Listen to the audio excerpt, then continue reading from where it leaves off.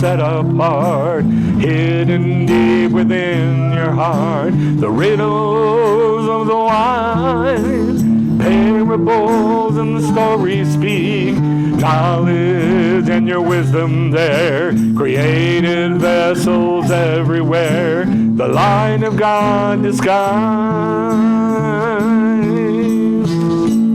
Show us your way as we do your mishpatim today. Open up our ears as we do Torah, your spirit here. Show us your day as we do the chukim of your way.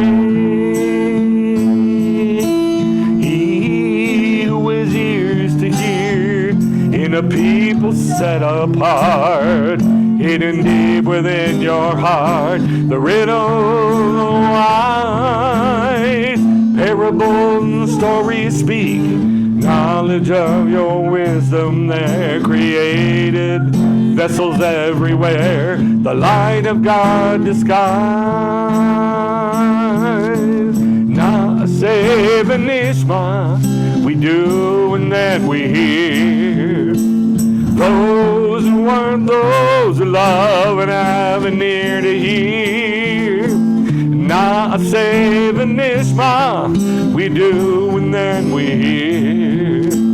Those who do and those who love and have an ear to hear. Let us hear your Torah speak today. Let us hear your kingdom's voice, we pray.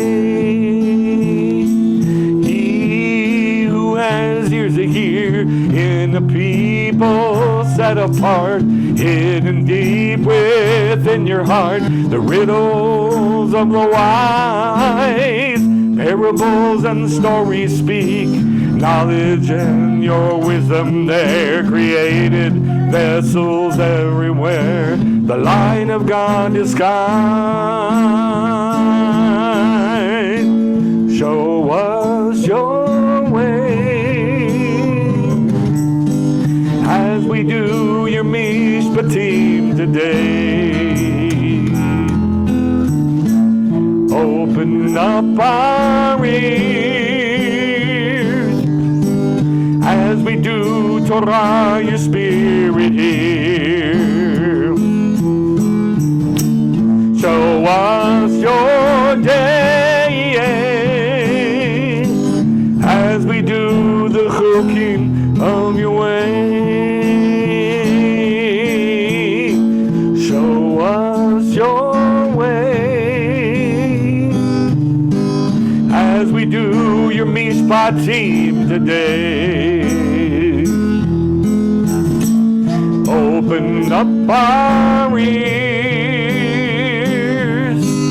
as we do Torah, your spirit here.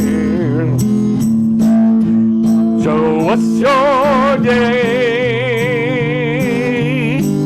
as we do the chukim of your way. Na'aseh v'nishma, do and then we hear. Those who do and those who love and have an ear to hear. Na'aseh v'nishma, do and then we hear. Those who do and those who love and have an ear to hear. Let us hear your Torah speak today, O Lord. Let us hear your kingdom's voice, we pray, O Lord. Let us hear your Torah speak today. Let us hear your kingdom's voice, we pray.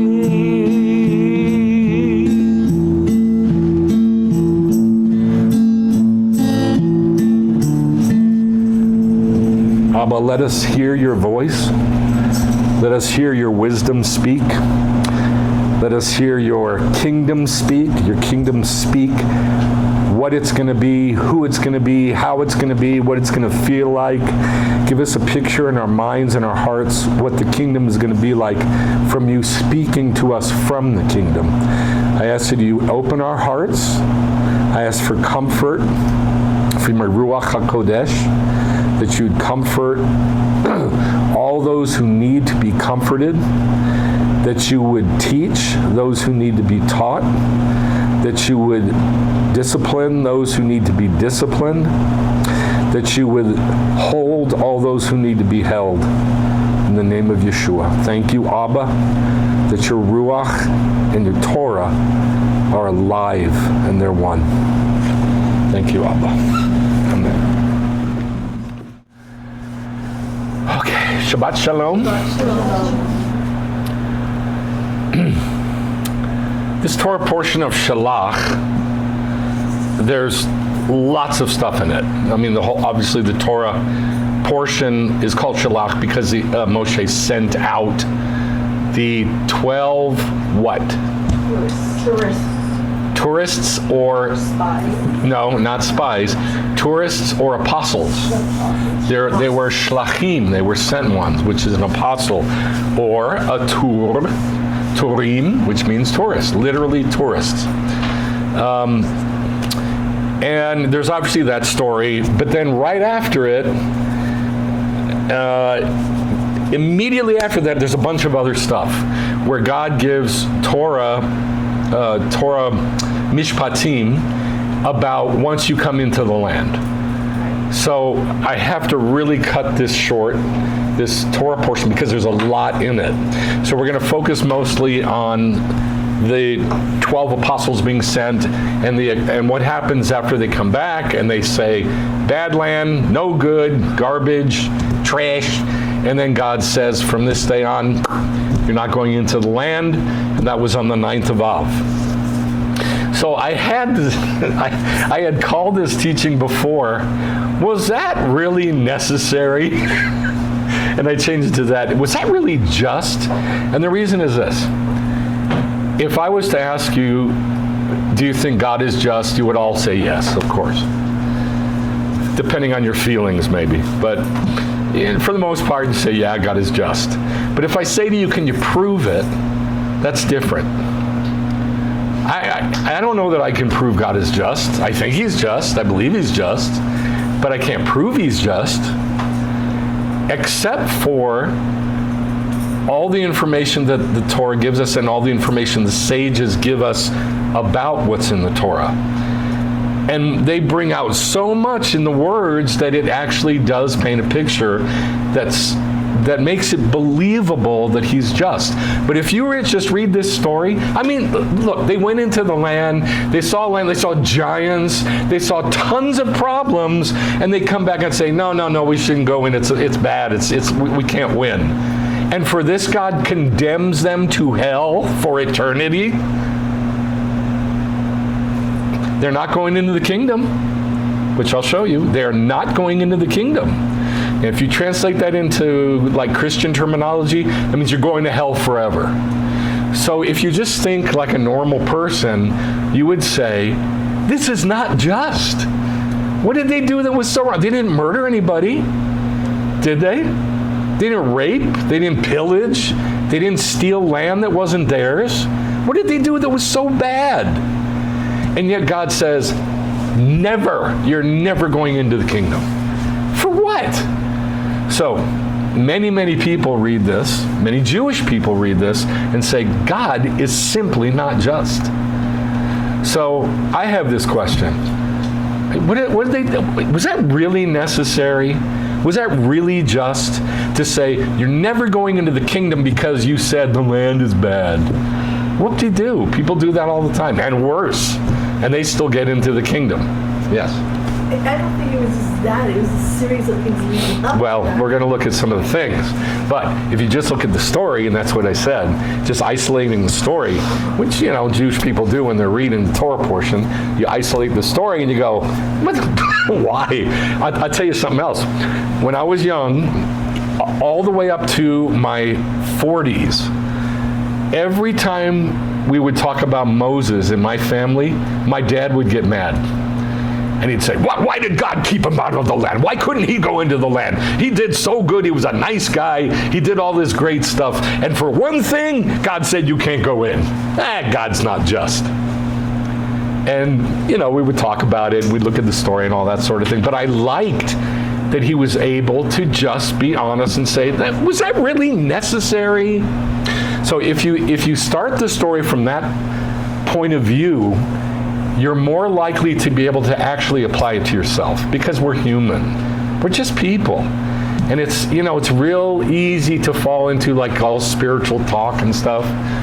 But if you just start at the point of we're humans, God has a relationship with Jewish people and Gentiles who join them, and just start from that basis, just like normal people, it's probably easier to make it make sense to you.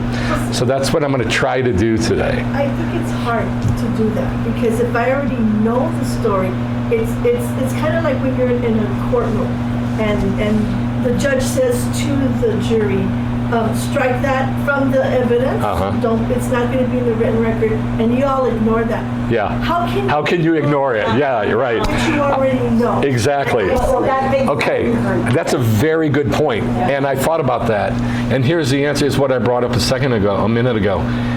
Jewish people have Torah portions. Like if you go read the Bible in church, it's not divided the way we divide it, right? And so it's sort of, we just pick a little thing and pick a little thing but we do this every single year at the same time, the same portion, and we isolate it and we pick it to death. We're like crows going after dead meat, and we pick at it and get all these pieces. And so what you want to do is have, like when you're watching a movie, you have, what's it called? Willing suspension of disbelief.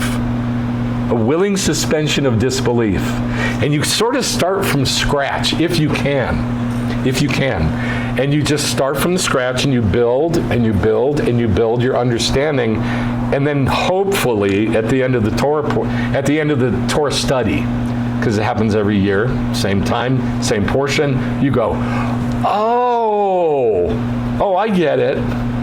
That's a hard thing to accomplish, but that's what we're trying to do. So you want to try to stay as neutral and ignorant as you can. So basically, this is a neutral, ignorant title. Was that really just? Was that really necessary? All right, so let's start looking at the Torah portion. Numbers 13. The Lord spoke to Moshe, saying, Shalach lecha anashim. What does shalach mean? Send. Lecha, what does that mean? To yourself. Send to yourself. Anashim. God said to Abraham, Lech lecha. Translated, leave your land. Go to a land I'm going to show you. But it's not leave, and it's not go. It's go to yourself to the land I'm going to show you. Well, same thing here. Send men to you. So wherever he's sending them, where are they going? Wherever Moshe is sending these 12 men, where are they going? For themselves? He's speaking to Moses. He's speaking to Moses, and to Moses he says, send to you men. So where are these Going to Moshe. where are these men going? Moshe. I feel like I lost you. Send to you men. So where are these men going? To whatever's inside Moses. What's Anashim mean? Men. Anashim is men? There's 3 words for men. Anash is one of them. So don't miss that. He says, send to you, inside of you, men. And they're going into Israel. So what does that tell us? Wherever they're going, Israel is inside Moshe. All right, that's the first clue. Send to you men to tour the land of Canaan, which I'm going to give the sons of Israel. You shall send a man from each of their fathers' tribes, everyone a leader among them. So these are not slouches. These are big guys. These are leaders. These are nobles. These are like princes. Head of the fathers' tribes. everyone a leader. So Moshe sent them from the wilderness of Paran at the mouth of the Lord, all of them men who were heads of the sons of Israel. It says it twice. These are big guys. When Moshe sent them to tour the land of Canaan, he said to them, go up, see what the land is. How is the land in which they live? Is it good or bad? See all these ellipses? If I had the whole thing, it would be page after page after page. So I've cut out a lot just to try to give you a sense of what's going on. See what the land is. How is the land in which they live? Is it good or is it bad? Where is this land? No, where is it? Yeah, but where is he sending them? To himself. Where is this land? Inside Moshe. Is it good or bad? Oh, yes. When they returned from touring the land at the end of 40 days on the 9th of Av, they came to Moshe and Aharon and to all the congregation of the sons of Israel in the wilderness of Paran at Kadesh. I'm going to show you on a map where this is, and it's very, very important where it is on the map. Most people can't picture it because they don't know where it is. In the wilderness of Paran at Kadesh, and they brought back word to them and to all the congregation, and also showed them the fruit of the land. Eileen had fantastic pictures in her teaching on Wednesday of them carrying the fruit out. There were the grapes were this big. On two guys carrying a pole with these gigantic grapes clustered, but the grapes themselves were this big. I don't know if that's true. And then there's a picture of giants. And the Jews are standing there, and the giants are 300 feet tall. Now, there are midrashim that say this. That's why the grapes have to be big? I would think so, but I can't prove it. That means the pomegranate, listen, it says they brought out pomegranates too. So maybe the pomegranates were this big. I don't know. So anyway, showed them the fruit of the land. So they reported to him and said, we came into the land where you sent us. Did they really? Where was the land that he sent, that they were going? Inside Moshe. So my first question is, did they go to the same place that he sent them? Or did they just go to some land? That's the first question. We came into the land where you sent us, and it certainly does flow with milk and honey. And this is its fruit. Woo! And look at the very next thing they say. However, but. Oh my God, it's amazing. Here's the fruit. But. All right, this is the whole story right here. It's the whole Torah portion. It's the whole teaching. It's the whole message. It's everything. Is God just? Is God just? It's easy to say that, but it's hard to wring a just vision of God out of some of the Torah portions. It just is. Because what did they do that was so bad? Well, here's our first clue. Woo! It's fantastic! However, I gotta tell you, okay, that negativity is poison. It is pure poison. And it comes off so nice and so rational and so reasonable, but it is poison. And I'm going to show you where it comes from. It's not just like a conversational style. It's not just a segue between points in a conversation. This is coming right out of them. This but, however. And that however flipped the entire conversation, so much so that it caused everybody to freak out and cry and to rip their clothing, throw dust on their heads, and rebel.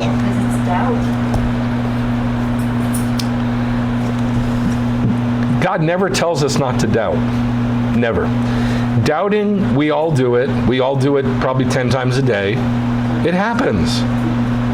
It happens. We're human. I doubt God 20 times a day. And then I think, And then I think about what I've learned, and I think I might even study, and it's gone. But I don't just shut it down and go, God is just, God is just, God is just. That is not smart. The smart thing to do is figure it out, so you can rationally talk about it. And the reason I'm saying it is this. If picture yourself with a bunch of people who don't know anything. They're just, normal people. They don't know anything about the Bible. They don't know nothing about nothing. And you say to them, God is just. I know God's just. Why do you say that? How do you know? How can you prove it to me? What are you going to say?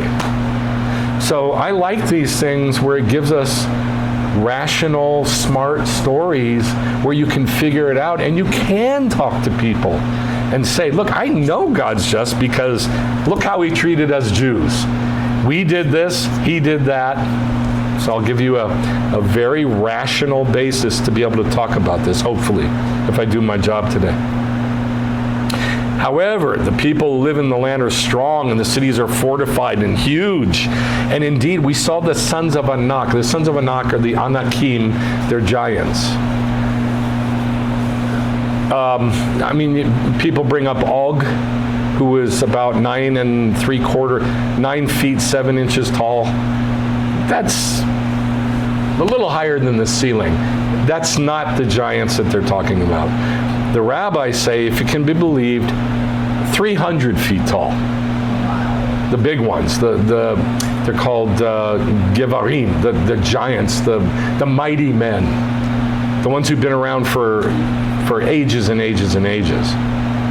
Now, obviously they had children and they intermarried and they shrunk, but these are huge giants. Amalek is living in the land. Who's Amalek? That's... Say it louder. It's the grandson of Ham. No, Esav. Esav. The grandson of Esav, the mortal enemy of the Jewish people, the one who fought us right before we got to Mount Sinai and killed all the stragglers. It was the great-grandpa of Haman. Great-great-great-great-great-grandpa of Haman. So this is a real enemy, living in the land of the Negev. That's the south of Israel. All right, this is Israel here. Nowadays, the border comes down to Tzion Gever, at the top of the Reed Sea. But back then, it went like that. It followed a wadi called Wadi Zered. It's what do we call it? An arroyo that had a river in it. And that was the boundary then of Israel. And down in the Negev is Amalek, and then the Hittites and the Jebusites, some of which were giants, and the Amorites, some of which were giants, are living in the hill country, and the Canaanites are living by the sea and by the Jordan. So, and they said more too. This is just part of it. So lots and lots of giants and lots of enemies in the land. They even told them where they saw them.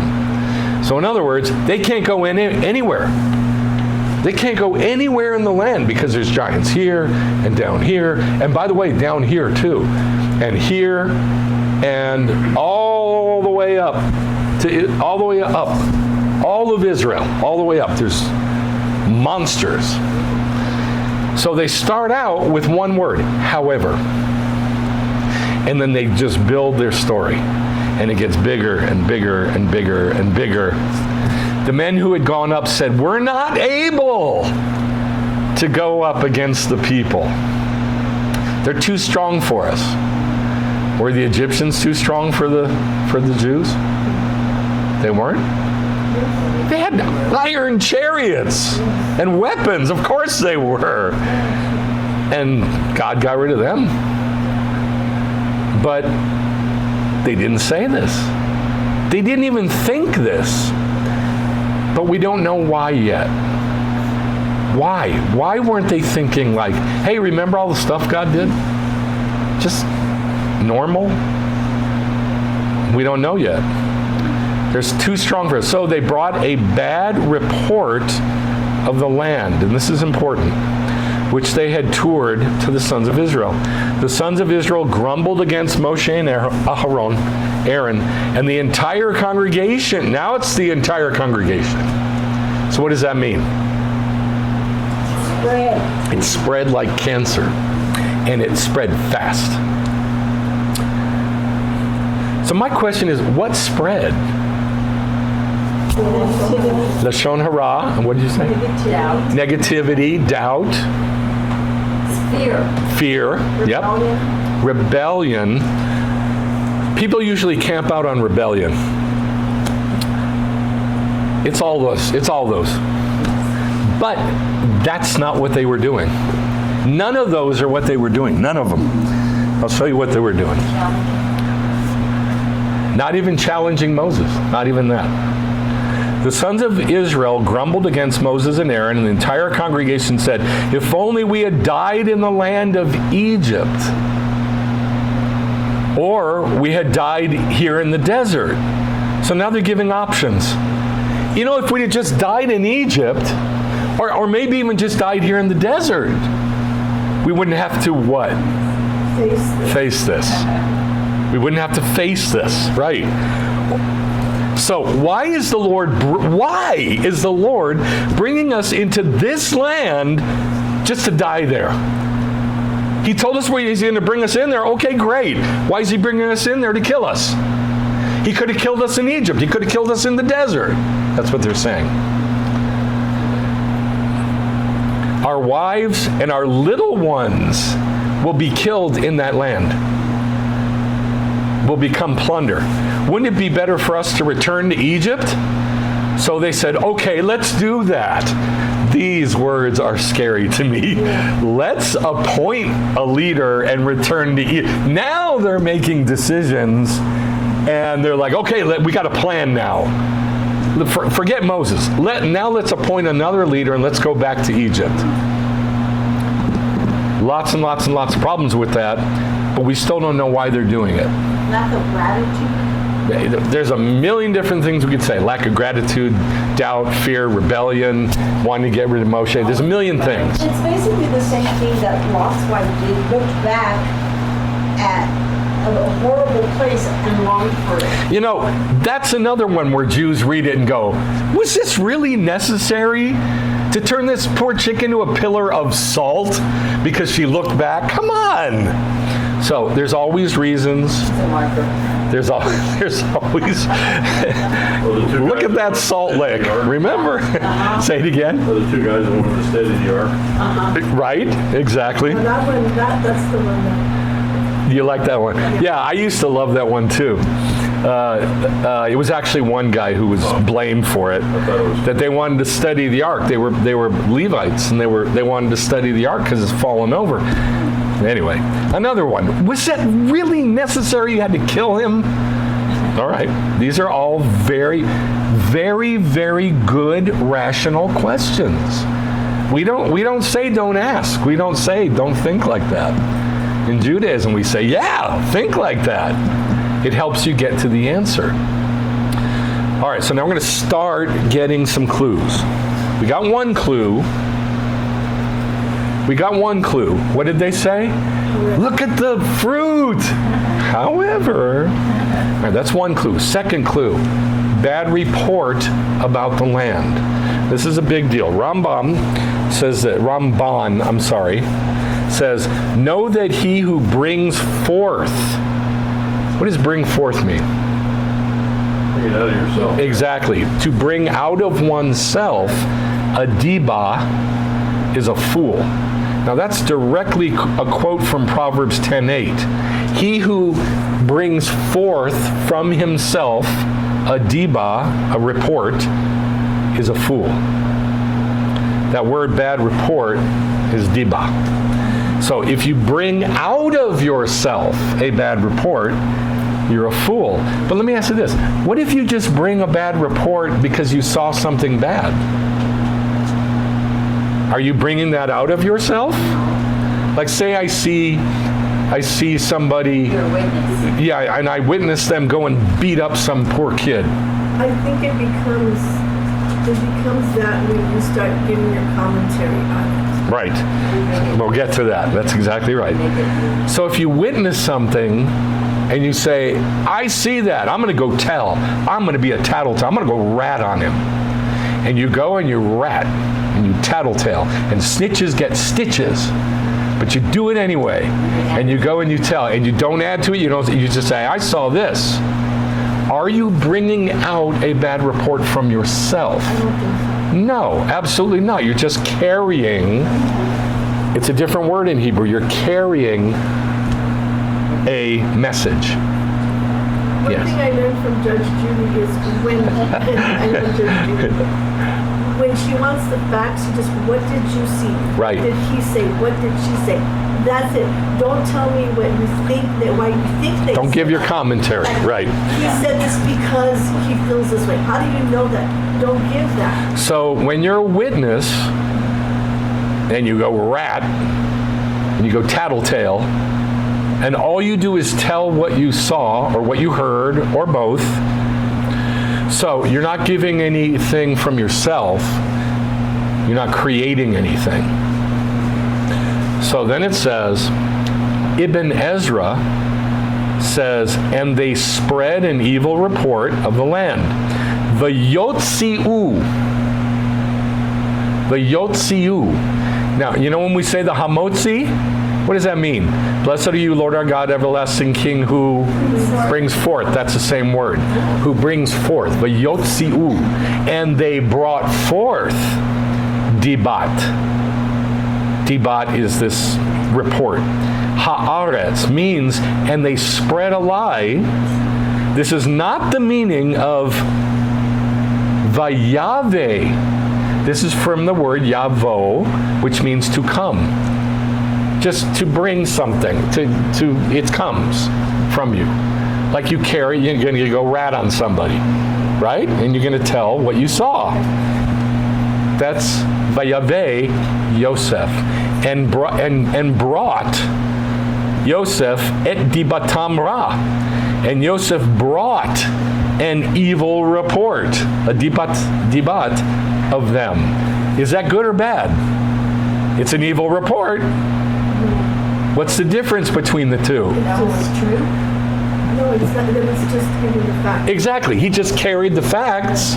Daddy, I saw my brothers do this, but these guys manufactured out of their own heart what they wanted to say. And that's why it's called a lie. The word would be embellished. They embellished. Embellished, yeah, that's good. So look what he says. For vayave, brought, is the reverse. It's the exact opposite of vayotzi, and they brought forth. One is you're making it. You're creating it. You're embellishing. You're painting this picture you want to be seen. And the other one is you're just carrying what you saw, what you heard. All right. And the Lord said to Moshe, how long will this people disrespect me? How long will they not believe in me despite all the signs that I've done? I will strike them with plague and dispossess them, and I'll make you, Moses, into a nation greater and mightier than they. And all this stuff is said between Moses and God. So now, please, this is Moses talking, let the power of the Lord be great, just as you said. Adonai, Adonai, Erachum v'chanun, erech apayim, v'rav chesed ve'emet notzer la'alafim. The Lord is slow to anger, abounding in mercy, loving kindness and truth, forgiving transgression and sin, but he will by no means leave unpunished, imputing the sin of the fathers on the children to the third and fourth. Please forgive the guilt of this people in accord with the greatness of your mercy. Okay. I taught you, and I still believe it, that if there's an unforgivable sin in the Bible, this is it, what they did. They spoke Lashon Hara about what? The land. But they didn't speak Lashon Hara about the land. They spoke Lashon Hara about what was inside Moshe. that land, which is the kingdom. But he says, okay, I'll forgive them.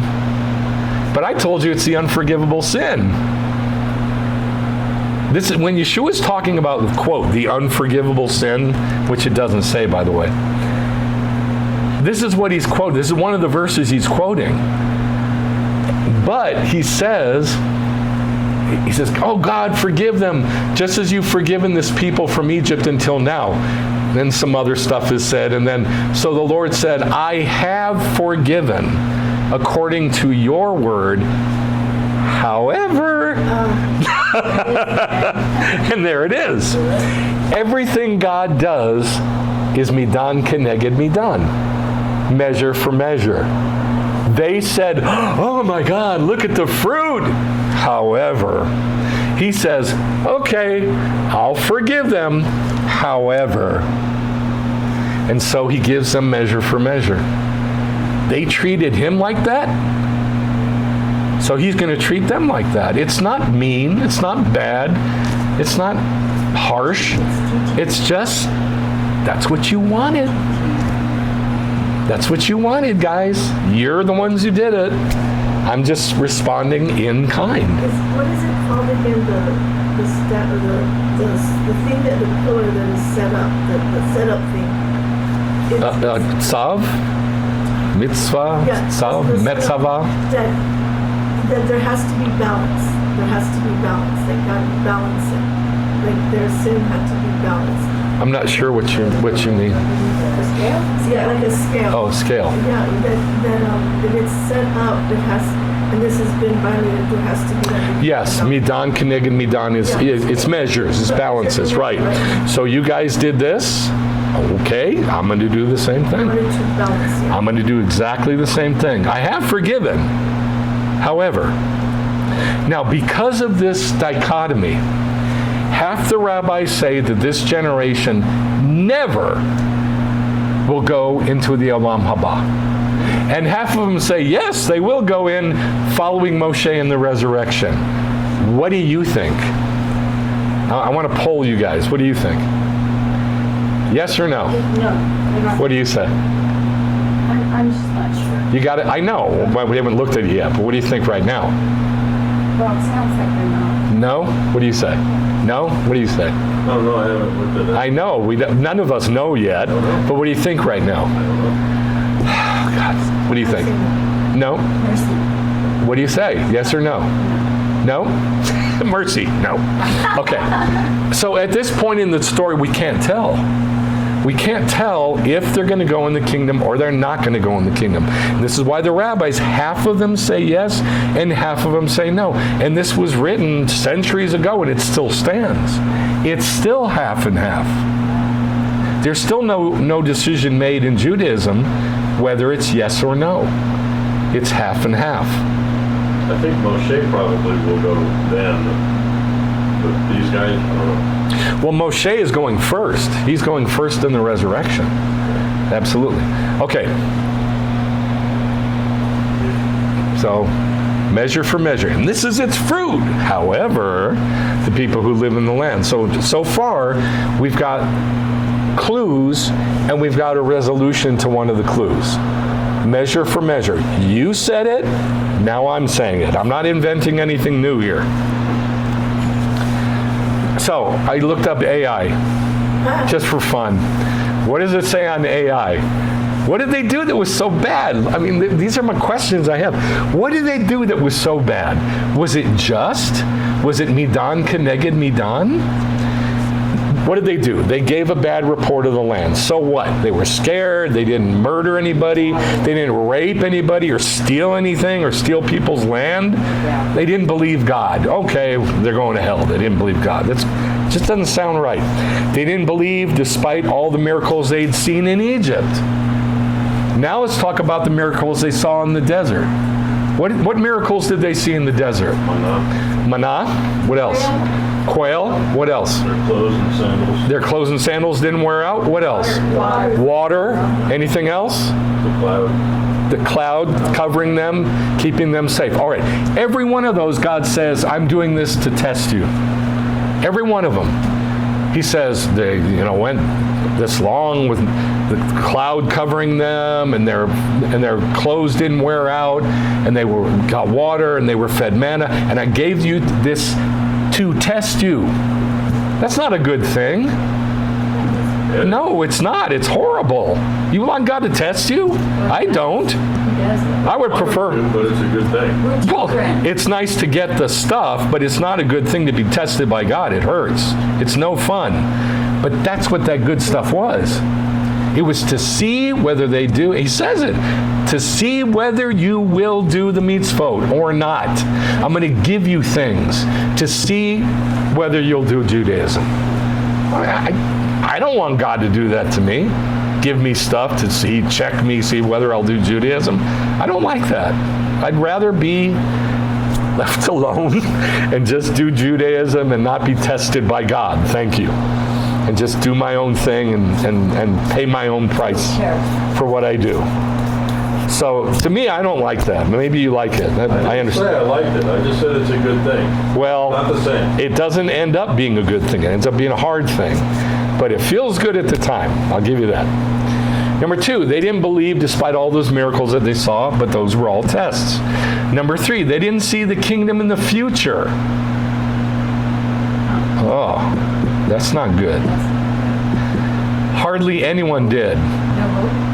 And not just them. Throughout all of history, hardly anybody's seen the kingdom. But, come on, not just them.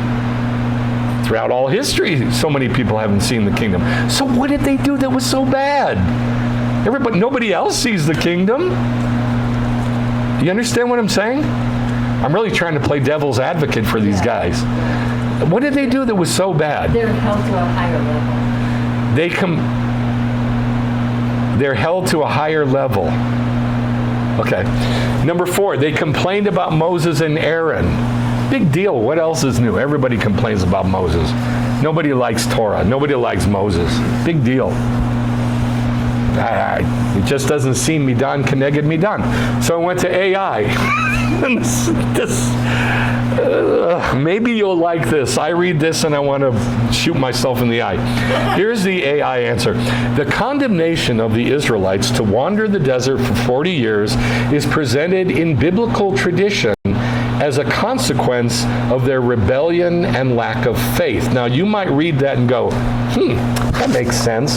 That is gobbledygook. What is rebellion in Hebrew? Do you even know? What is lack of faith in Hebrew? Do you even know? Do you even know what God says in the Torah is a lack of faith? Do you even know? So, these people don't. They don't know. They're just saying what they think are biblical words to make it sound justifiable. We're going to justify God for what he did. While the judgment is severe, theologians describe it as both a just punishment for rejecting God's promise. They rejected God's promise, so God kills them. That doesn't sound just. I don't buy it. And a necessary transformative process. Now that I buy. I absolutely buy that. A necessary, they got to change. So God puts them in the desert to change them. Okay, I'll buy that. Understanding this event involves examining both the justice of the decree and the purpose behind the delay. I don't understand any of those words. None of them. Not one. They all sound very religious to me, and I don't get them. According to the scriptural narrative in the book of Numbers, the 40-year duration was a direct consequence of the Israelites' disobedience. Does the word disobedience exist in the Bible? No. What is it in Hebrew? That they didn't hear. Huh? That they didn't hear. What is the word in Hebrew, I said? Lo shma. Lo shma. No hearing. There's no such thing as disobedience. And there's no such thing as obedience. It doesn't exist in Hebrew. And there's no such thing as commandment to obey. It's mitzvah, which something's set up, established. That's all there is. So I don't buy that. After Moses, spies report. After Moses sent spies into Canaan, 10 out of the 12 returned with a fearful report, claiming that the inhabitants were too powerful and that taking the land was impossible. All right, that's true. Rejection of the promise. Despite witnessing God's miracles in the Exodus, the Israelites panicked, complained, and expressed a desire to return to Egypt. They did all that. The consequence, this explicit refusal to trust in God's assurance of victory. Victory of what? Over the people in the land. Is that it? What about going into the land? What about inheriting the land? That's not a victory. But there's no victory. There would be a victory in the battles. Okay, I'll give you that, but nothing else. And that's not all God said. There was all kinds of stuff promised with the land, not just beating giants. So no, I don't buy the trusting God's assurance of victory. I don't buy it.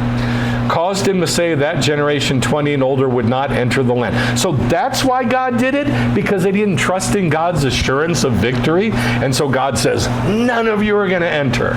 I don't buy it. It says you'll be getting 40 years for each day that you... We haven't gotten there yet. 40 days. We haven't gotten there.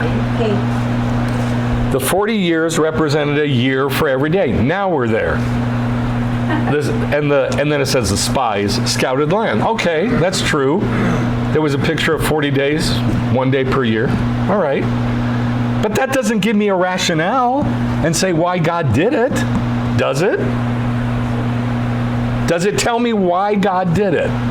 To say that he picked, you guys did this for 40 days, so I'm going to give you 40 years in the desert. Okay, it's a pattern, a template, but it's not a rationale. Is it? I think it is. You think that's a rationale? Okay, I'm going to punish you and I'm going to torture you until you're dead for 40 years because you spent 40 days instead of 30 days. No, you said that was the rationale. So I'm just bringing it out the way that is what it's saying. That God decided, because of their lack of trust in God's assurance of victory, that he was going to torture them for 40 years, although taking care of them, testing them until they're dead. And none of them are going to go in. And they're never going to see the land. So what's the rationale? There's no rationale given here. It gives a correlation of 40 and 40, but that's it. For 40 days, they survived in there. They saw all those things, and yet God protected them for 40 days. So what's the rationale? Now is, look, you guys, you survived that. You don't think I'm going to take care of you? You're doing it again. You're extrapolating God's rationale. I'm talking about what these ridiculous AI words say. This does not give me a rationale. All it says is there's a correlation of 40 and 40. That's not a rationale for God treating the Jews like that. So again, it makes no sense. Why the punishment is viewed as just. Okay, this ought to be good. In the context of the biblical narrative, God's justice is viewed as maintaining a standard of righteousness. That sounds pretty, but that makes no sense to me. That's what you said earlier. They were held to a higher standard. That's what they're saying. The same standard that is in Moshe, in the Torah, for that generation, is the same standard we have today. The standard didn't change. I'm just talking about God's people and I understand. But yeah, but this is all about God's people. There's nobody else here. So this makes no sense. They weren't given a different standard from us or from many other Jews throughout history. So I don't get that. And fulfilling his covenant. None of that makes sense to me. Consequences for unbelief. Because God had proven his power and faithfulness, such as parting the Reed Sea, the Israelites' fear and rebellion were seen as a profound betrayal of their agreement with him. I would agree with that. They're just spitting in his face. I'd agree with that. No blank check. Commentators note that being God's chosen people did not give them a free pass to act out of fear or disobey commands. So we're back to that. That is null and void. No such thing. The punishment was a direct response to their actions.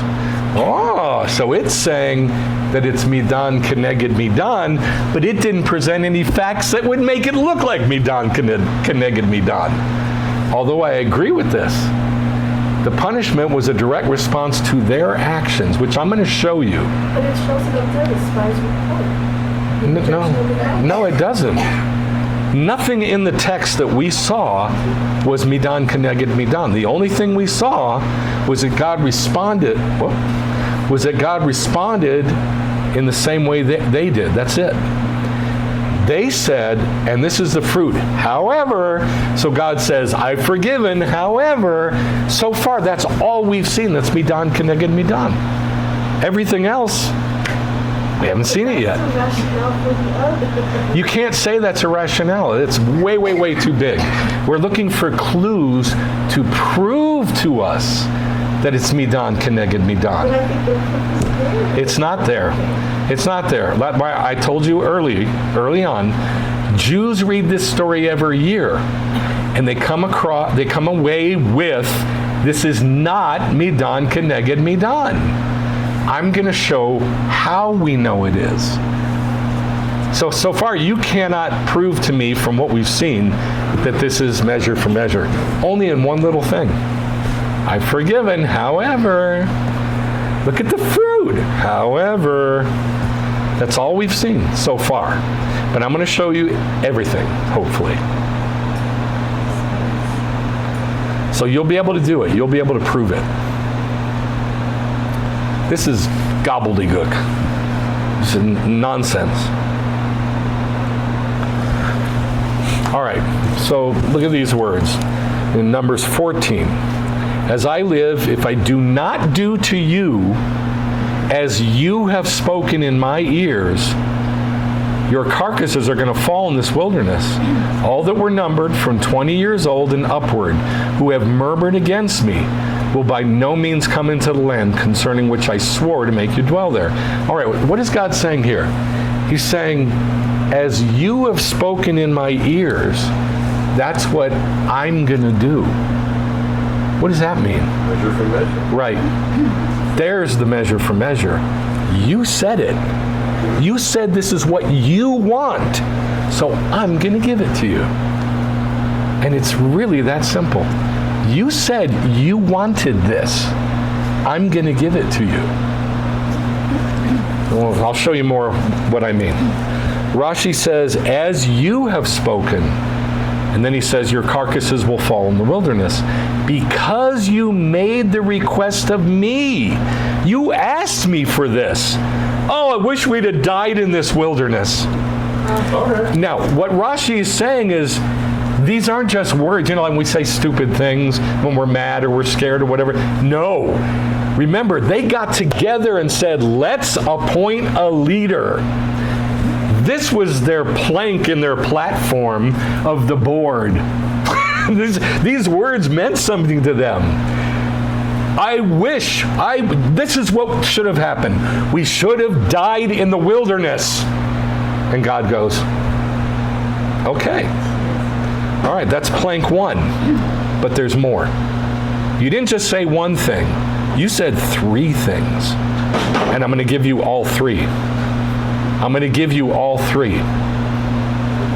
Sforno, who's an Italian sage, said, whenever we find two negatives in a row, negative word and then a negative word, this is equivalent to a positive statement. I'm the same thing in English. Yeah, double negative. The word im, if, as well as the word lo, no, are each understood as a negative. And this, I've translated it so you can understand it. But if you just read it in the Hebrew, we don't think or talk like this, the way it's written. There's two negatives in a row, and it's very confusing. And the only reason I was able to translate this properly is because what the sages say about it. And they do a good job of figuring it out. They're each understood as a negative. As you have spoken in my ears is a reference to verse 2, in which the people said they wish they had died in Egypt. And in verse 3, when they had prematurely bemoaned their wives and children as becoming part of the Canaanite booty in war, that they already in their minds had lost. They've already lost the battle in their head. And so, our wives and our children, this is what's going to happen to them. So that's two things they said that they said they want. God also refers to what the tourists themselves said when they described the land of Canaan as consuming, eating up its inhabitants in 1332. God would see to it now that all these three statements would become, I know you recognize that phrase, self-fulfilling prophecies. Now, there's an entire religion in America based on this foolishness. Name it, claim it, prosperity, nonsense. You got to watch what you say. You got to say the right phrase. Don't say that. Don't speak it into existence. It's all nonsense. Absolute nonsense. Remember bringing a debat. You can either bring a message or a witness something or speak something, and you're grieving and you're sad and you're saying, I hate my life right now. Is that coming from inside of you, producing something, or is it just carrying the message of how you feel? You say I hate my life, that is coming from. It's just how you feel. But watch the difference. I hate my life the way it is right now, Eileen. I'm going to go and get drunk. And I just know what's going to happen. You're all going to turn against me, and I'm just going to get rid of the congregation. That's producing something. That's like creating a bad report, where I start projecting and I start inventing all kinds of nonsense. But if you just speak how you feel, you're speaking how you feel. We all do it. And you're not really producing anything. Our words are not magic. We have to speak in line with who we are and what we believe. That's obvious. But it's not a magic formula. You don't have to watch what you say because you could produce things that can mess you up. That is a lie. It's witchcraft. That is witchcraft. But there's a whole religion in America based on it. And I meet them all the time. And I'll say something silly to get a point across, and they'll say, don't say that. You don't speak that into existence. And I'll be like, what's wrong with you? You can't just, hear my heart? Hear what I'm producing? Hear the message I'm producing, I'm bringing out? No. All you look at is the structure of the words, like a magic formula. And this is a problem. So we have to make sure that we don't fall into that foolishness of thinking we're doing self-fulfilling prophecies when we're not. We're just speaking our heart. We're depressed. We're sad. We're under pressure. Listen to what I'm saying, please. We're under pressure. We've got problems. And we vent. Venting does not produce a self-fulfilling prophecy. Now, if the patterns in your life keep happening over and over and over and over again to cause all that nonsense, you are living a self-fulfilling prophecy.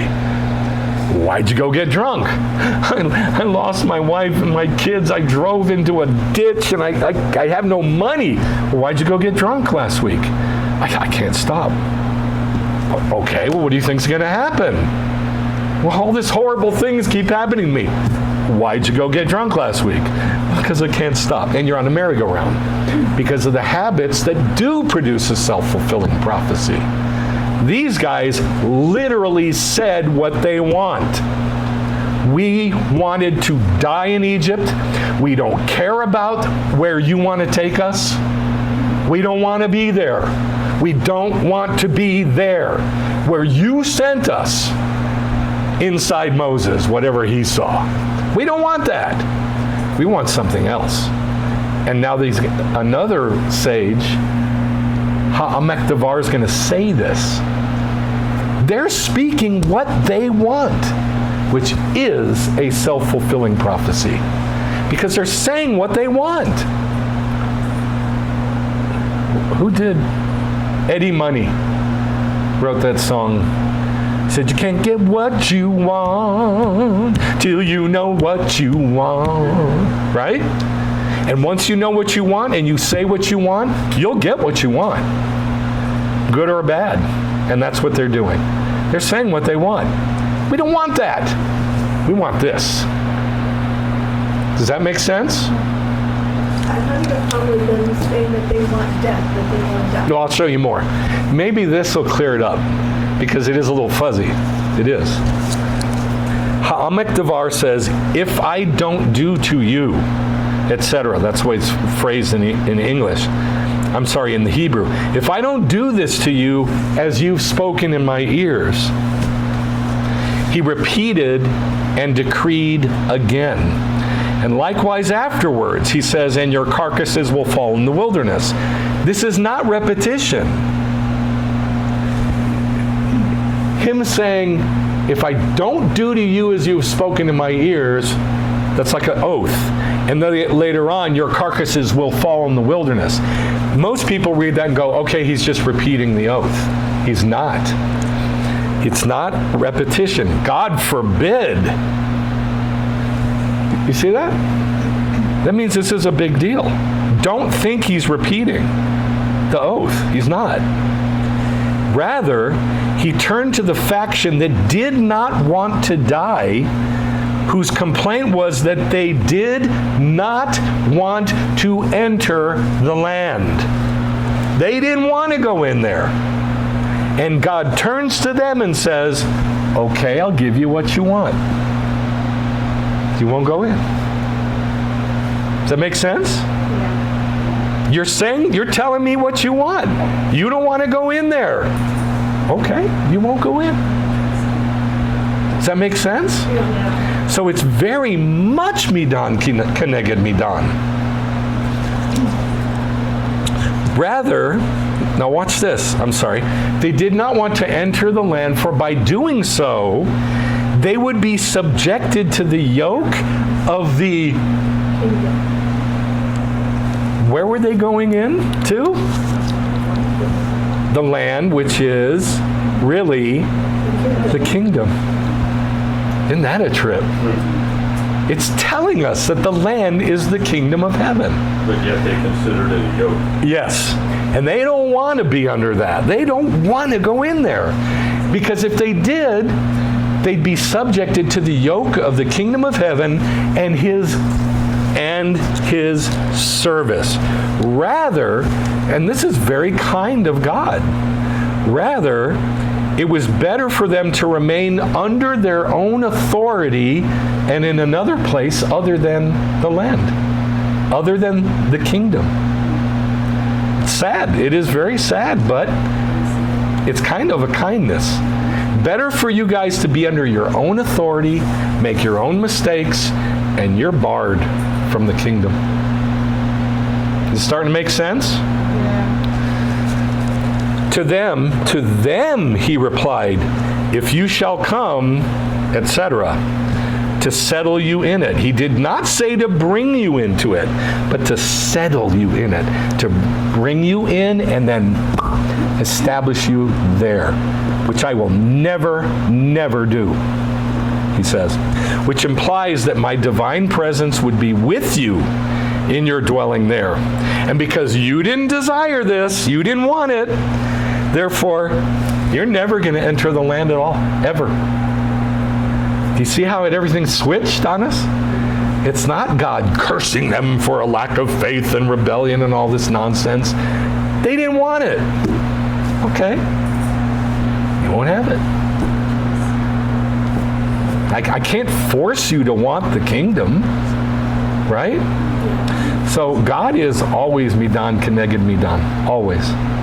But to be able to prove it, isn't it cool? To be able to see it, Now, obviously the sages saw it, but we've had people teaching us the opposite for so long, it's hard to see it. I had to do a lot of digging. And by the way, there's many, many, many other statements by the sages that say the same thing, but I've only got so much time. And I think I got good ones. I got good statements. By the way, I want to tell you this. I told Doug this morning. You guys go on Safaria, yes? When you're studying, do you go on Safaria? Oh, you need to. You need to go on Safaria. Safaria, S-E-F-A-R-I-A, it has all the commentary on every verse in the Torah from the sages. But a lot of them are in Hebrew. And I've never brought them before because I can't read them. I mean, I can pick out words, but I can't read them fluently. It's just too much. So I've only stuck with the English. Well, guess what I did? I used ChatGPT. And I copied it, and I stuck it in ChatGPT, translated it like that. A good translation. This one was all in Hebrew. I'd have never seen it. And I translated it in ChatGPT. So you really, if you really want to kick up your study, the level of your study, you must go to Safaria because it has every Jewish writing available. Midrash, Talmud, Mishnah, and all the sages after that, Rashi, Maimonides, all of them. And it gives, you can go on any verse in the Torah, any passage in the Torah, give you all the commentary. It's amazing. How do you know it was a good translation? Because the words that I could pick out, which are like really weird words in Hebrew, it got them right.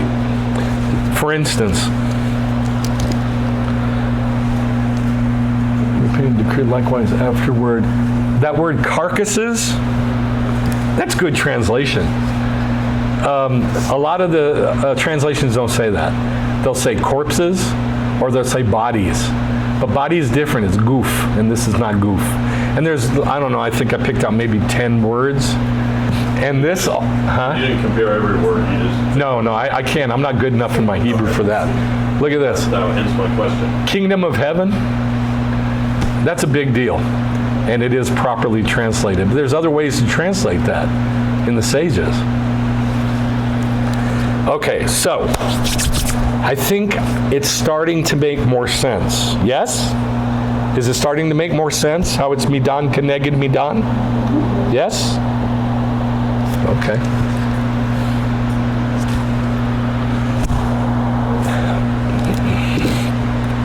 All right, you should know Hebrews 3 through 4. You should know it. You should know it. We've been over it, I don't know, maybe 8 times, 8 different teachings. It is the passage that proves beyond any shadow of a doubt that the day of the Lord, the 7th day, is the day of rest, not heaven. That the believers are not waiting for heaven. We are waiting for the 7th day, the day of rest, the kingdom, what the church calls the millennium. But it's the 7th day, it's the Sabbath rest. Hebrews chapter 3 through 4. And it says straight up that the land is really the kingdom. It says it straight up without, it attacks it like from 4 different angles and proves it over and over and over again that the land, they weren't going into a land. They were going into what Moses had inside of him, which was the kingdom. So 3:7 through 9 says, therefore, just as the Holy Spirit says. Now, if you read in the New Testament, the Holy Spirit says, the first thing you should say is, where? Where? Where does the Holy Spirit say?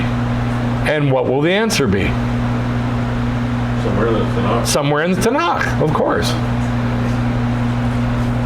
That's a big deal in itself. If the Holy Spirit speaks, you have to say where.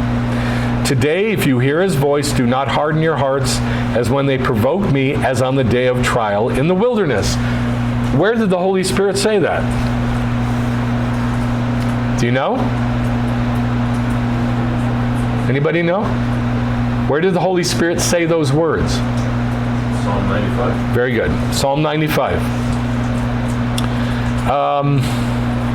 where your fathers put me to the test and saw my works for 40 years.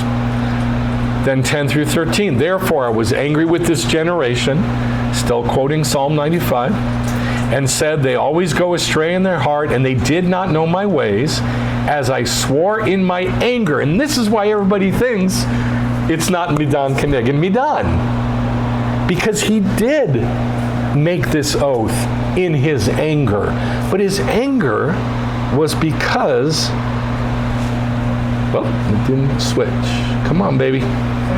Okay. Was because of this. Because, where is it? They disrespected me. Where is that? There it is. Any of those who disrespected me. That's why he was angry.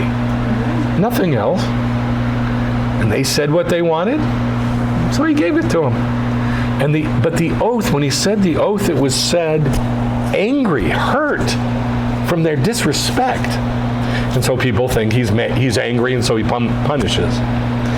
Rashi says on Psalm 95:1, my resting place into the land of Israel and Jerusalem, which I call resting place. As it says in Psalm 132, and he quotes Psalm 132 to prove it, this is my resting place forever. That's the kingdom. In Hebrew, Zot menuchati adiyad. This is my menucha, my resting place, adiyad, generation and generation. Talmud, Sanhedrin, many of them, but I just picked one, which I swore in my wrath. The rabbis taught the generation of the wilderness has no share in the world to come. Did you catch that? The generation in the wilderness have no share in the world to come. As it is stated, in this wilderness they will be consumed, and there they will die. They shall be consumed in this world, and there they shall die in the world to come. And it says, as I swore in my wrath, that they shall not enter my menucha, quoting Psalm 95:11. These are the words of Rabbi Akiva. However, Rabbi Eliezer says the opposite. No, they do come into the world to come. As it is stated, gather my pious ones to me, those who make a covenant with me by sacrifice. Psalm 50, verse 5. Rather, how do I uphold as I swore in my wrath? I swore in my wrath, and then look what he says. I changed my mind. I retract it. I take it back. Where's that quote from? It's not. It's wisdom. And then Eliezer goes on to give 15 different examples in the Bible where God changed his mind. He does a lot. Yes, he does a lot. I'll give him my favorite example. But look, he says, my pious ones. Were they being pious? Yes, well, no, my pious ones who made a covenant with me by sacrifice. Right. Where was that generation, hold on, was that generation in the wilderness at the covenant? Yeah. That we were covered by blood? Yeah. Yes or no? That's what he's referring to, and that's all he's referring to there. So I'm not going to take it any farther than that. He's referring there to, which Psalm 50 is referring to, the covenant that we made at Mount Sinai when we were sprinkled with blood. We made that covenant with blood, and they did too. They were there. And so what he's saying is that God's got to change his mind to get them into the kingdom. And that's what he says. And I retract it also. Okay, my favorite example of this is God getting Gentiles into the Jewish community. Can you think of the example that he does that breaks all the rules? That is a picture of the Gentiles coming into the Jewish community? He broke so many rules.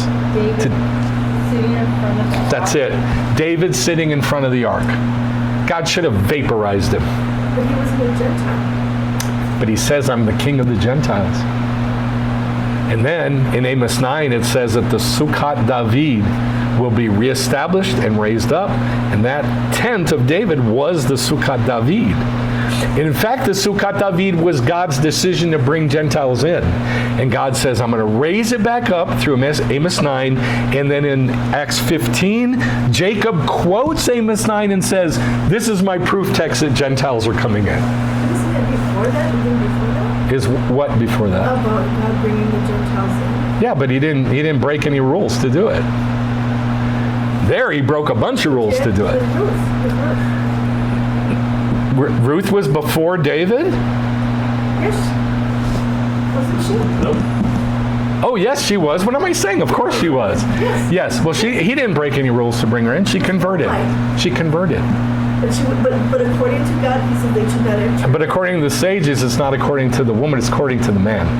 When it says the Moabite will not come into the, fourth generation? Is that what it says? It's the men, not the women. And they say that. And they bring up Ruth and it's the example. But this one is clear. And God broke a bunch of rules to do it. And then it's quoted in Amos, and then it's quoted in Acts to prove that Gentiles can come in. So that's a good example of God saying, I retract. I changed my mind. Yeah, no kidding. That should be the response. And I guess he's basing that on just the fact that they were previously in the covenant, so that has to be honored. Yes. Yes, exactly right. Okay. And like I said, it's That makes only referring to the covenant that we made at Sinai. And that's why he quotes it. That's why he quotes it, right. Verse 12 through 15, take care, brothers and sisters, that there will not be in any one of you an evil, unbelieving heart. So encourage one another yom le-yom, day after day.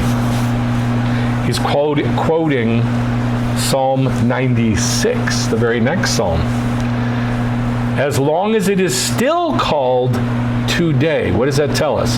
That tells us that prior to the kingdom, all of that time period is called yom le-yom, day to day, today. All that time period is today. And that's why it said, today if you hear his voice before the rest, do not harden your hearts, just like when they provoked me. That's twice he's quoted Psalm 95, isn't it? Yes or no? Okay. 95 and 6. Say it again. 95 and 6. Yeah, but he hasn't quoted Psalm 96 twice. He quoted Psalm 95 twice. All right, 18 through 19.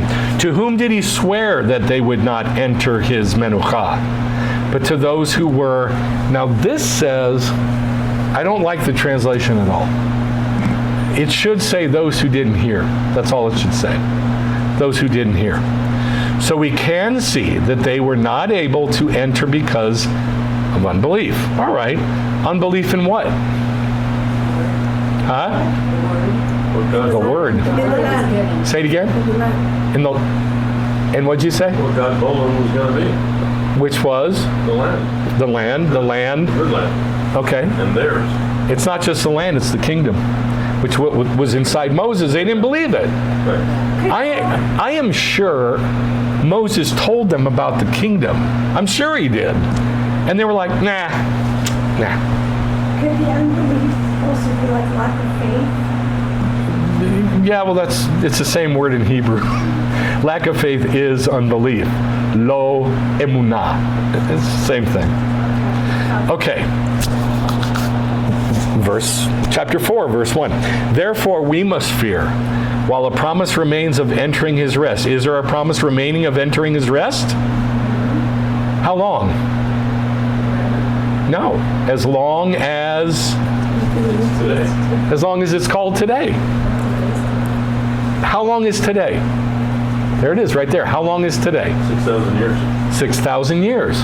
So as long as we're in that time period of the 6,000 years, which is today, yom le-yom, all right, you got a chance. So be afraid that you miss it. While a promise remains of entering his rest, any one of you may seem to come short of it. What? Rest. Who's he talking to? Believers or unbelievers? Oof. Both? Believers. Only believers. This is in the book of Hebrews. What's another way to say Hebrews? The book of Hebrews. Messianic Jews. They're not just Jews, they're Messianic Jews. And he's talking to Messianic Jews, saying, you might not go into the kingdom? Yes or no? That gives me pause. While a promise remains of entering his menucha, any one of you might seem to have come short of it. Okay, now he's going to clarify that. For indeed, we have had good... Now, please don't turn into a Christian on me. You're going to have to really stay away from that mentality right now. We have had good news preached to us just as they did also. So if we've had the same thing preached to us as they in the wilderness did, what then is the gospel? The kingdom, the day of the Lord. That's the gospel. That's it. This is the gospel. This 6 days and then a 7th day. That's the gospel. Anything else is not the gospel. And all of Judaism feeds into that. So that's why I say, so what is the gospel? For we who have believed what? That there's a kingdom and day of rest. That's it. Who believed that there is a kingdom. What Moses had inside of him. I want that. Right? And what did these guys say? I don't want that. It was a rational decision on their part. Even after seeing it. Even after seeing, they're the only ones who got to see it. Right. These 12 guys are the only ones who got to see the picture of the kingdom. And they were like, nope, I don't want that. Seeing it, feeling it, touching it. Yeah, we've never had that. And yet we believe in the kingdom. They got to touch it and taste it. Man, I don't know, I'd probably be like them, but who knows. But I know this. I know they didn't believe that there was going to be a kingdom. They were just looking at the solid ground, the dirt. Except for Joshua and Caleb, they saw the kingdom. For he says, we who have believed in the kingdom enter that rest. So what is he saying here? Therefore we must fear while a promise remains of entering his rest. Any one of you might seem to have come short of it. What's he saying? Don't stop believing. Yes. Don't stop believing in the kingdom. In other words, solidify your understanding of the kingdom. Get to know it. Like those guys who went in and they got to see it and taste it and feel it. Get to know the kingdom. Don't get like detached from it, cut off from it in your thinking. Always think about the kingdom. For we who have believed enter that rest. Just as he has said, now he quotes it a third time. As I swore in my anger, they certainly shall not enter my rest. Although his works were finished from the foundation of the world, for he has said somewhere concerning the 7th day. I've never had a Christian explain to me why it does that. Why it's talking about us entering his rest, and all of a sudden it flops and it talks about he finished his work on the 7th day, and it talks about the 7th day and the Sabbath. But that's the key right there. Although his works were finished from the foundation of the world, for he has said somewhere concerning the 7th day, and God rested on the 7th day from all his works. And again in this passage, they shall... Why does he quote Psalm 95 again after talking about God resting on the 7th day? You don't know? To drive the point home. What point? What he's talking about. That the rest is the 7th day. That the kingdom is the 7th day. That's what he's driving home. And he quotes Psalm 95 4 times. 6 through 8. Therefore, since it remains for some to enter what? That day. The rest, the kingdom. And those who previously had the gospel preached to them, the gospel of the king. It didn't where that Yeshua went, what did he preach? The gospel of the kingdom. So the kingdom of heaven. The gospel of Kingdom. The kingdom. The gospel of the kingdom. That's what this is. Always referred to as It's always referred to as the gospel of the kingdom. Those who previously had the gospel preached to them, the guys in the wilderness, failed to enter because they wouldn't listen. He again sets a certain, why doesn't it say land?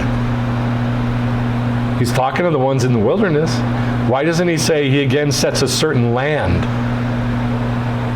Because they weren't searching for the land, they were searching for the day. Well, the problem was they weren't searching for the day. They didn't even believe there was going to be a day of rest. But yeah, that's the answer. Because it had nothing to do with a land. It had to do with the day. For if Joshua had given them rest, he's the one who brought them into the land, he would not have spoken of another day, not land. So there remains a Shabbat rest for the people of God. Talmud Sanhedrin 97a. It is taught in the Baraita in accordance with the opinion of Rav Katina, just as a sabbatical year abrogates, that means like does away with, debts once in 7 years, so too the world does away with its typical existence for 1,000 years in every 7,000 years. 1,000 years out of 7,000, it does away with the way it was. As it is stated, and the Lord alone shall be exalted in that land. And it states a psalm, a song for the Shabbat day, meaning a day that is 1,000 years, that is entirely Shabbat. And it says in explanation of the correlation of 1 day and 1,000 years, for 1,000 years in your eyes are like yesterday when it is past, like watching the night. So no doubt whatsoever, you need to know Hebrews 3 and 4 really, really well. Because you need to be able to tell the gospel of the kingdom. Right? That's the gospel.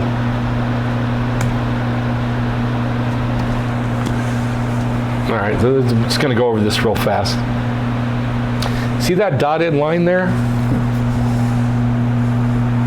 That's the border now of Israel. But the fatter dotted line is the border of Israel back then. And see that dot where it says incorrect location of Kadesh? That's where almost all the maps have Kadesh. Or it's called Kudairat, that town there. 27 kilometers inside the biblical borders of Israel. Wadi El Arish.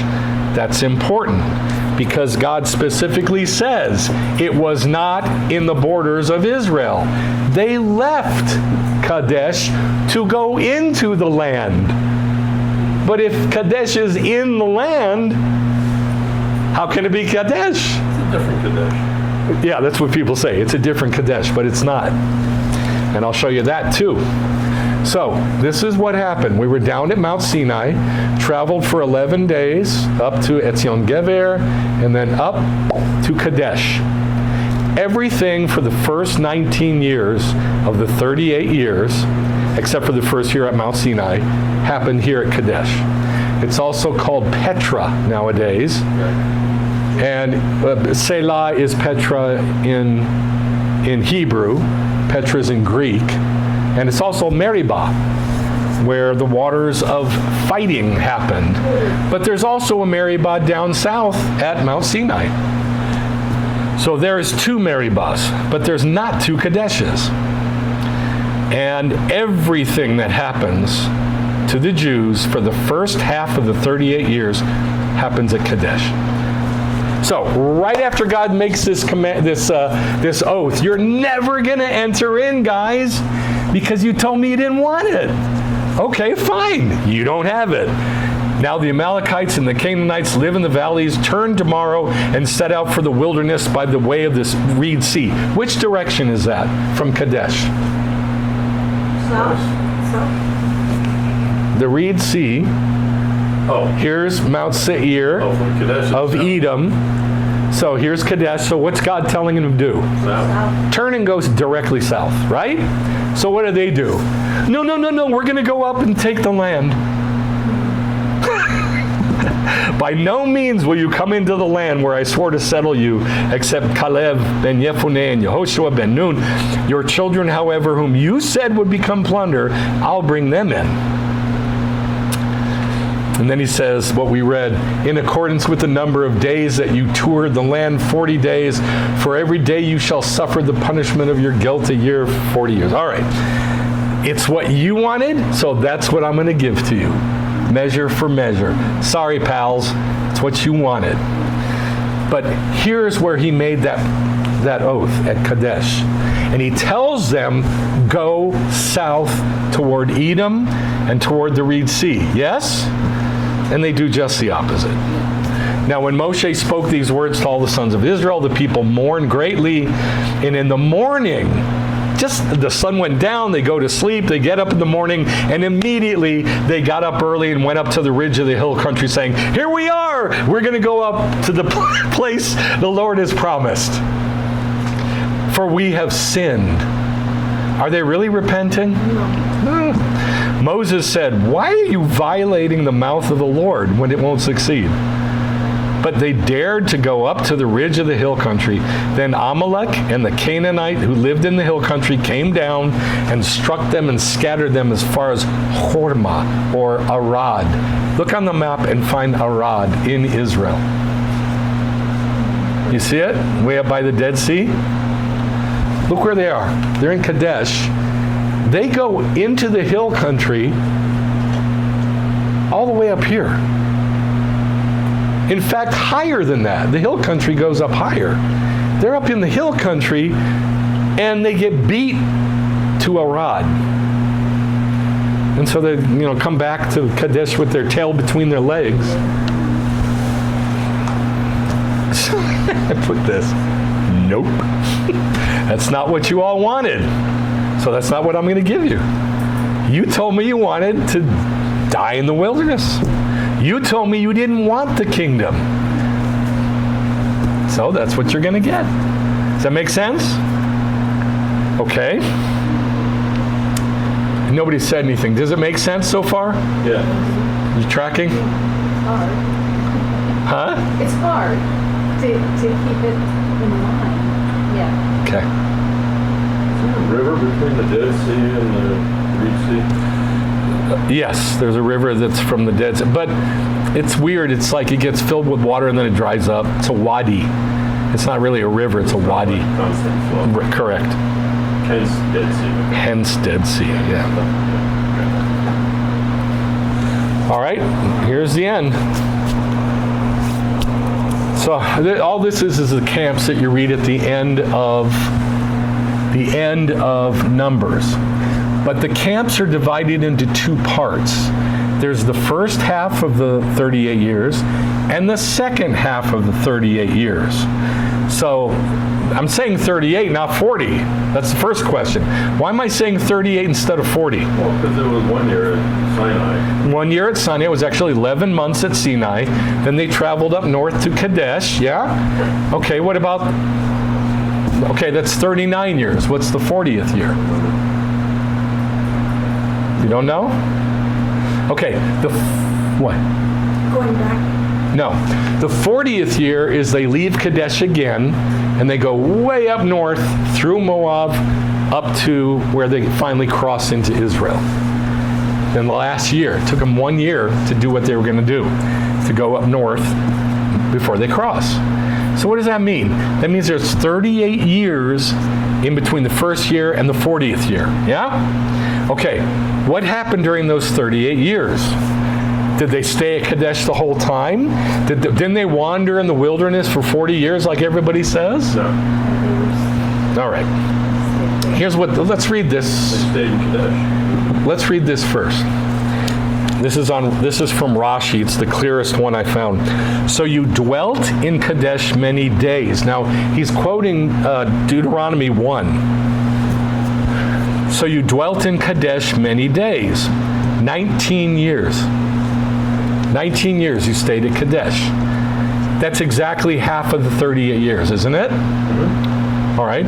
So that means the first half of the 38 years, where were they? At Kadesh.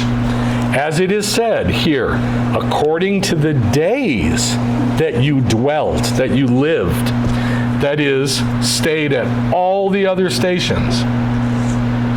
They, the total years, were 38 years. 19 of them they spent at Kadesh, and 19 years they went moving about aimlessly. Where? Where did they move about aimlessly? What did God tell them to do? We just read it, and they did just the opposite. What did God? Go south. That's the other 19 years. So they started at Mount Sinai, came up here to Kadesh. They blew it. God tells them, go back down south. And they don't, but then they do. And then they come down here and they just wander all over this place. They're just wandering aimlessly.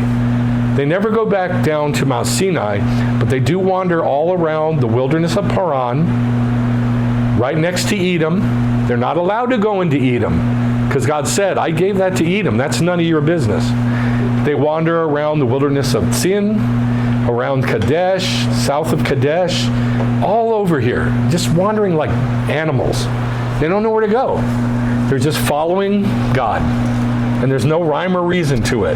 That's all the other stations that he's referring to. Yes, but there's stations in the first half and stations in the second half. The stations in the second half are all up here. And that, when I say second half, I mean the last year. The last year, because they spend 19 years here. Then that second half, they're wandering like crazy. Then there's another part where they go up, and there's the second half of the stations. Lots of them. Did I make that clear, or was that muddy? All right, so where do they go to first from Mount Sinai? From Mount Sinai, where do they go first? Kadesh. How long are they in Kadesh? 19 years. God tells them to go which direction? South. Do they go south? No, not at first, but then they go. And they go south. And how long do they wander around? Another 19 years, and they come back to Kadesh. And then the last year, they go north. And a whole bunch more camps. So these are the camps for the first half. From the wilderness of Sinai, see, they started at Sinai. They camped at Kibrot HaTa'ava, Hatzerot, Ritma, Rimon Perez, Libna, Risa, Kehalata, Mount Shefer, Harada, Machelot. How many days did they travel? 19 days. No. How many days did they travel from Mount Sinai to Kadesh? It's right there on the map. It says it. 11 days. 11 days. 11 days. I've already read 12 camps. And there's more. These are all in 11 days. All of them. Kibrot HaTa'ava, Hatzerot, Ritma, Rimon Perez, Libna, Risa, Kehelata, Mount Shefer, Harada, Machelot, Tachat, Terah, Mitka, Hashmona, Moserot, Bnei Ya'akan, Hor HaGidgad, Yotbata, Abrona, Tzion Gever, and then up to Tzion, which is Kadesh. 20 in 11 days.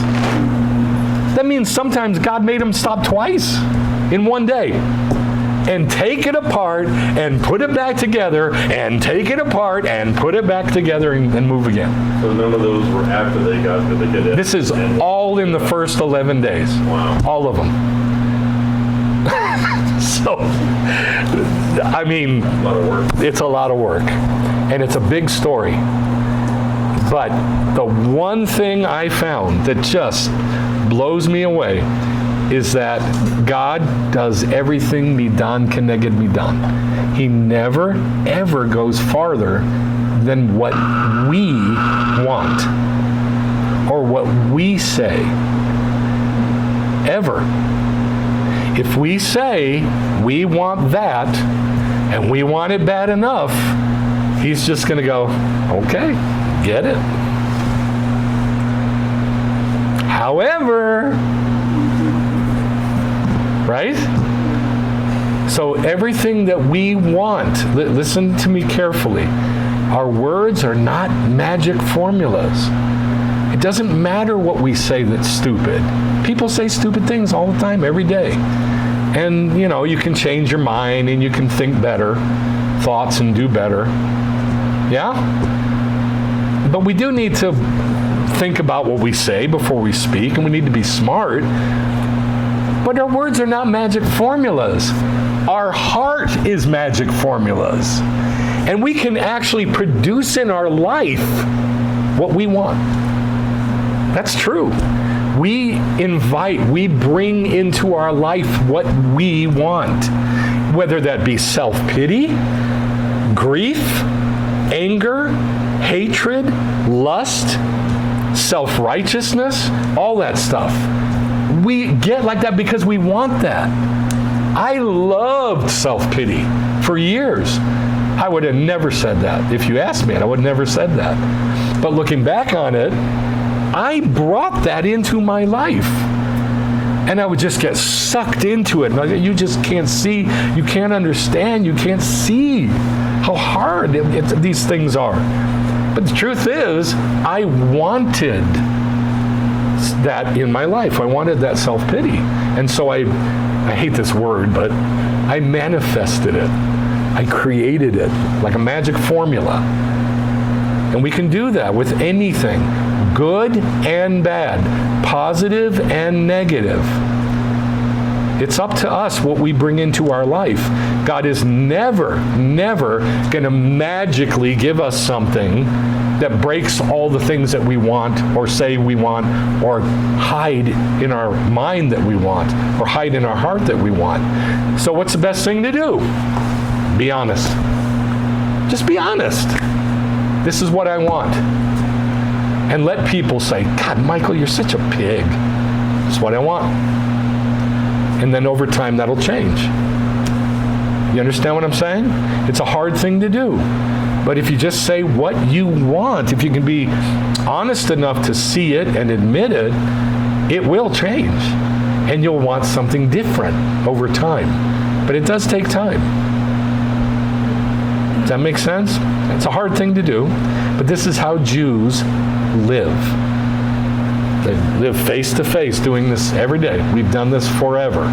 And it is the most irritating thing in the world to be around. But go to any synagogue and you're going to hear Jews doing this. And I'm talking from the Haredi all the way down to the Reform. It is so irritating.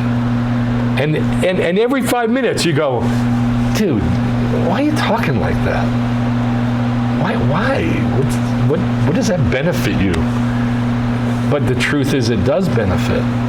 Because if we can be honest, we can change. If we can't be honest, we cannot and will never change, ever. And, there's a whole lot of things in our life we got to change. And so each one of those things, the more of them we're honest about, the more of them we can change. But if you can't be honest about it, it ain't ever going to change. Why? Because God gives us what we want. Whether we want it or not. God's going to give us what we want, whether we want Him to give it to us or not. I mean, they did that the very next day. We're going to go up and take the land. No, you're not. And He's giving them what they want, but now they're saying, no, we don't want it. Sorry, that's what you want. So, I'm going to ask you a question. Who was the number one guy? Who was the number one guy in the Bible who didn't want the kingdom? He just hated the kingdom. Esau, right? And so what does God say about him in Malachi 1:2? Okay, I hate you. Yes. Jacob I have loved, Esau I've hated. Hated Esau. Why? That's what he wanted. He wanted God to hate him. He hated the kingdom. He hated Judaism. And so God says, okay, I'm going to give you what you want, which is money, women, all the things of the earth, but never the kingdom. And Jacob's just the opposite. Just a jerk. But wasn't Esau part of the covenant? The covenant of Mount Sinai? No. Esau was never part of the covenant. Okay, no, because that was after the covenant. Right. Esau was never part of the covenant. Now, I'll say this, in the kingdom, there will be some of Esau who convert and become part of Jacob, and God will love them. But until that time, he's the best picture we have of somebody who says, I don't want that. And God says, okay, I hate you. Because that's what you want.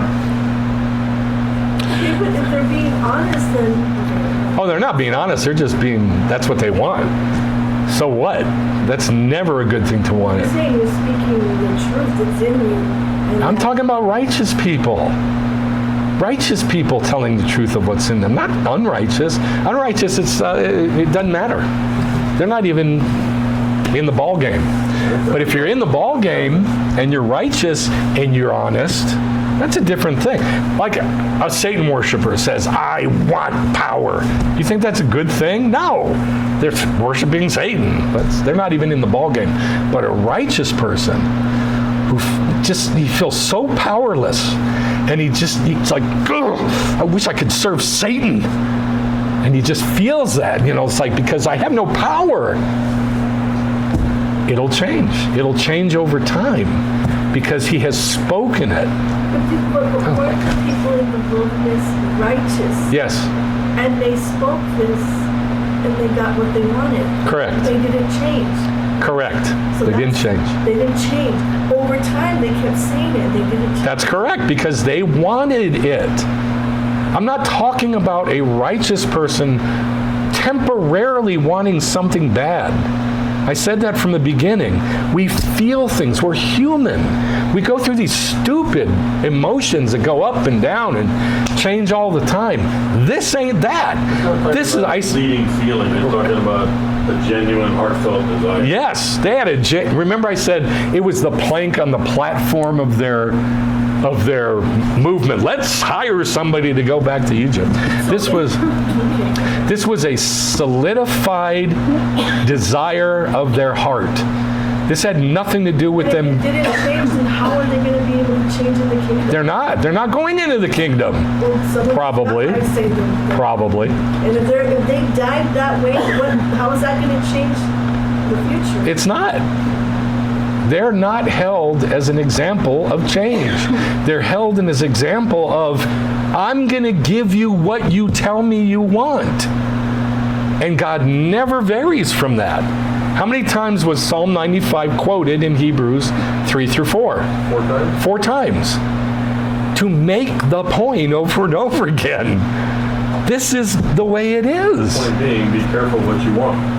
Yes, not be careful what you say. Be careful what you want. Exactly. Be careful what you want. All right, so after all this horrible, horrible stuff, this is the first thing God says. Speak to the sons of Israel and say to them when you enter the land. When you enter the land where you are going to live. Why would he say that right after saying, you're never going into the land? He's talking to the children. Maybe. I can't say when this was said. How long were they at Kadesh? 19 years. I don't know when it was said during that, but I do know this. The sages do key in on that he just told them, you're never going in, and then the first thing he says is, when you come into the land. So, Birkat Asher says, when you come, inform that they would enter the land. That's from Rashi. Seemingly, the intention is to say that the children would enter the land. So yeah, probably talking to the children. For no change whatsoever had occurred in the decree that had been pronounced upon them. But the very juxtaposition, putting together of these two sections is startling in its polarity, how different they are. From here, a death sentence upon the entire community. And from there, a mitzvah for the generation that would follow. So in other words, you're never going in, guys, because that's what you wanted. Now you guys, you have hope. That's a pretty nice way to finish it, I think. The two guys with a good report, they would Yeah. be the exception of the... Them too. Yeah, Jacob and, Caleb and Yehoshua. Yeah, they were the exception. Them and their generations. That's correct. So that's a very nice way to end it. For me, the takeaway is twofold. Number one, I have proof that God does everything midan keneged midan, and that we bring into our life what we want. And then we cry about it and say we don't want it. Truth is, that's what we want. That's number one. Number two is, and that I can prove that. And number two is, I don't have to be careful what I say. I have to be careful what I want. I have to be careful that my heart wants the right thing. And that's it. Everything else is commentary. Everything else is just working at it. So that... I still think we need to be careful what we say. It hasn't changed anything. I think we have to be careful what we say. Well, that might be because what comes out of your heart is right. And you're viewing it from that position. That you do want the right things, I would assume. Right? Okay. Run into the heart, the mouth speaks. Yes, that's right. But So it might, you're probably viewing it from the position of wanting the right things in your heart. I'm also looking at it from the damage you can do with what you say. Yeah, but that's not the issue here. That's a different issue.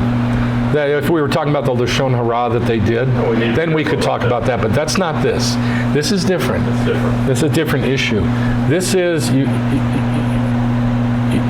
fact, I'm sure that you want the right things. I know it. So you don't need to be careful about what comes out because you already want the right things. So the trick is to be more cognizant of when there's little wrong things that you want and be a little bit more verbal about that. Just be careful that you don't go too far with it. I have to be careful not to go too far with it.